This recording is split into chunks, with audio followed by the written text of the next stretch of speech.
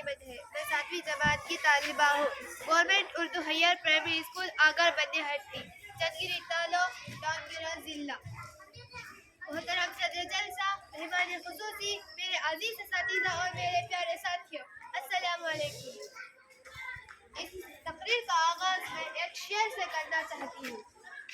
وطن کے جاں نثار ہیں، وطن کے کام آئیں گے، وطن کے جاں نثار ہیں، وطن کے کام آئیں گے۔ ہم اس زمین کو ایک روز آسماں بنائیں گے، ہم اس زمین کو ایک روز آسماں بنائیں گے۔ کا دن ہم تمام ہندوستانیوں کے لیے بہت ہی اہمیت رکھتا ہے، کیونکہ آج ہی کے دن یعنی 26 جنوری 1950 ء کو ہمارا دستور عمل میں آیا اور ہمارا ملک جمہوریہ بنا۔ 26 جنوری 1950 ء کو ہمارا ملک جمہوریہ بنا، لیکن ہمارے قائدین کے آگے سب سے بڑا سوال یہ تھا کہ ملک کے لیے کون سی طرز حکومت اپنائی جائے۔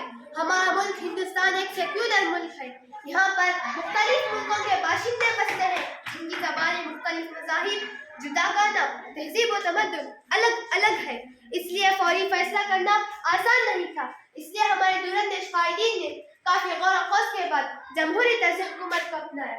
جمہوری طرز حکومت سے مراد حکومت عوام کی، عوام سے اور عوام کے لیے۔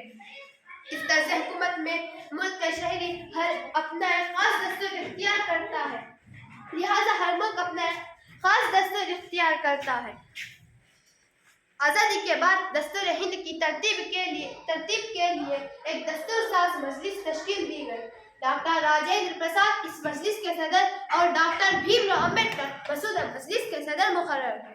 جولائی 1946 ء کو دستور ساز مجلس کا پہلا اجلاس دہلی میں ہوا۔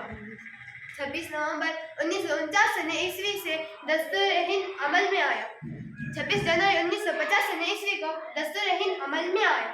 اسی خوشی میں ہم ہر سال آج کا دن یوم جمہوریہ کے نام سے پورے ہندوستان میں ہمارا قومی پرچم لہراتے ہوئے بڑی دھوم دھام سے مناتے ہیں۔ دستور ہند ساری دنیا کا سب سے بڑا تحریری دستور ہے۔ دستور ہند کی تیاری میں 2 سال 11 مہینے اور 18 دن لگے۔ دستور ہند کل 22 حصوں، 355 دفعات اور 12 فہرستوں پر پھیلا ہوا ہے۔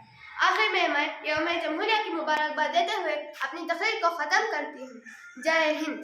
سارے جہاں سے اچھا ہندوستاں ہمارا، سارے جہاں سے اچھا ہندوستاں ہمارا، ہم بلبلیں ہیں اس کی یہ گلستاں ہمارا، ہم بلبلیں ہیں اس کی یہ گلستاں ہمارا۔